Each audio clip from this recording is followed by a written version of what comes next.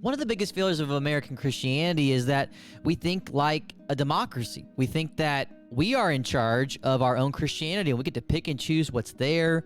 We get to read our Bibles and decide what we are to believe, that the past has nothing to say about it. We get to kind of come up with our own rules and construct our own way of life instead of getting caught up into a bigger way of life.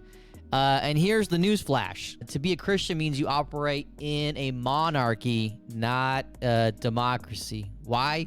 Because Jesus is king. Faith doesn't really mean belief. We have dumbed ourselves down to thinking that, oh, if I just believe God exists, if I just believe Jesus exists, and I just kind of do some good things, then I'm good.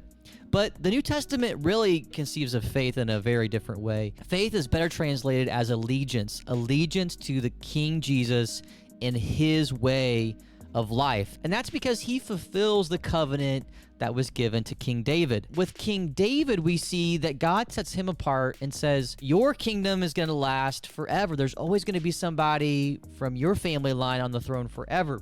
This even comes from our reading today from Genesis chapter 49 that says, the scepter shall never depart from Judah. And that's talking about the tribe of Judah where King David came from. The kingship of David will never be replaced with something else. Now you have to understand the king before King David was Saul, and he did get replaced. Not with one of his descendants, who would have been Jonathan. God makes a covenant with King David, a binding promise that God is going to bind himself and make David's dynasty part of his family forever. Even if they rebel, even if they go off the rails, which many of his sons and descendants did, King Manasseh being the worst, who even killed his own sons and set up horrible idolatry throughout his nation. Jesus fulfills the covenant of David. Why? Because even though he was killed, death could not defeat him. This is different than David. David died. His sons died. But with Jesus, he is forever. He rose on his own authority. And so we're operating in a monarchy.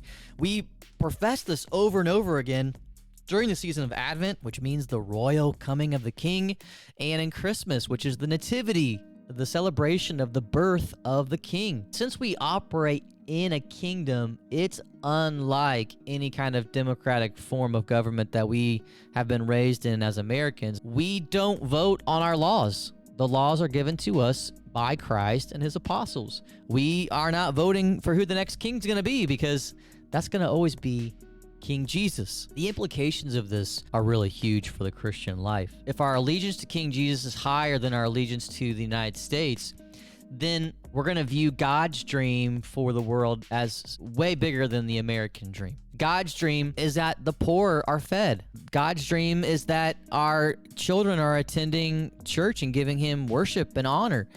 God's dream is that we are bringing justice to the world rather than just making a bunch of money. The American dream is oftentimes distorted into, hey, as long as you're successful, work hard, make money for your family, and get a bigger house, better car, able to retire and go on vacations, then you're good. But God's dream is so much different than that. Instead, we are looking for the King's return. We are disciplining our bodies so that we can carry out the orders of the King. We are invading enemy territory with the directives of the King, and we are supplanting his enemies so that the King's purposes and will can go out throughout the whole world. This is why G.K. Chesterton talks about how Christmas is really a declaration of war.